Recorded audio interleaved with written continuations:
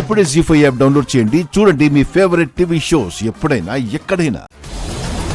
అయ్యో uncle, please అలా చేయకండి. నన్ను ఆశీర్వదించండి. చల్లగా ఉండు బాబు. అసలు ఈ విషయాలేవి మీకు తెలియకూడదు అనుకున్నాను, కానీ మీరే ఇక్కడికి రావాల్సి వచ్చింది. రండి, కూర్చొని మాట్లాడుకుందాం ప్లీజ్.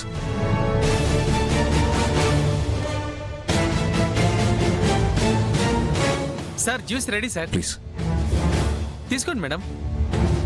సార్ తీసుకోండి. ఉంటాను సార్. తీసుకోండి అంకుల్.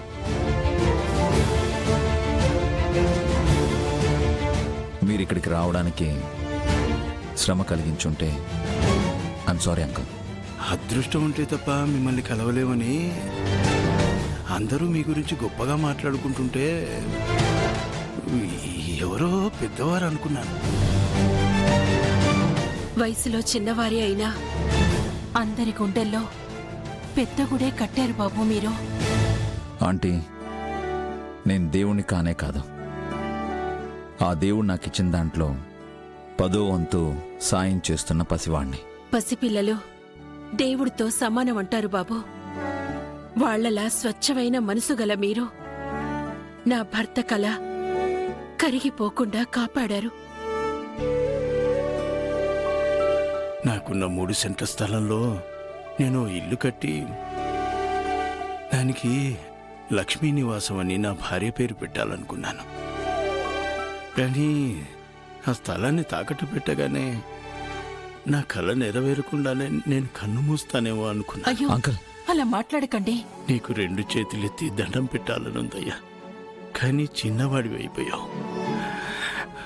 మా ఆయుష్ కూడా పోసుకొని నిండు నూరేళ్ళు నువ్వు చల్లగా ఉండాలయ్యా.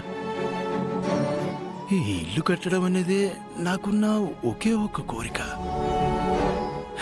కానీ ఇప్పుడు నాకు 2వ కోరిక కూడా ఉంది.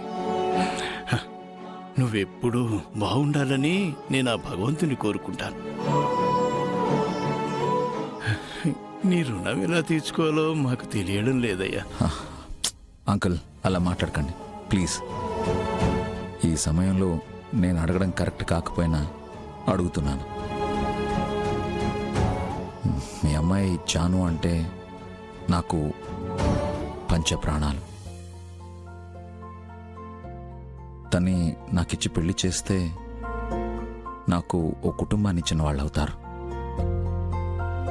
అమ్మ, నాన్న, అక్క, తమ్ముడు ఎవ్వరూ లేని నాకు మీరందరూ తోడవుతారు. పెళ్లి గురించి ఇదంతా నేను జాను కోసం చేశాననుకోకండి. చాచా, అలా అనుకుంటే మీరు మా ఒక్కరికి మాత్రమే సాయం చేసేవారు. ఎంతో మంది దగ్గర ఏం ఆశించారని వాళ్ళందరికీ సాయం చేశారు.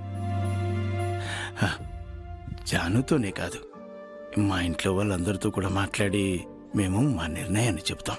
యా, అలాగే అంకుల్.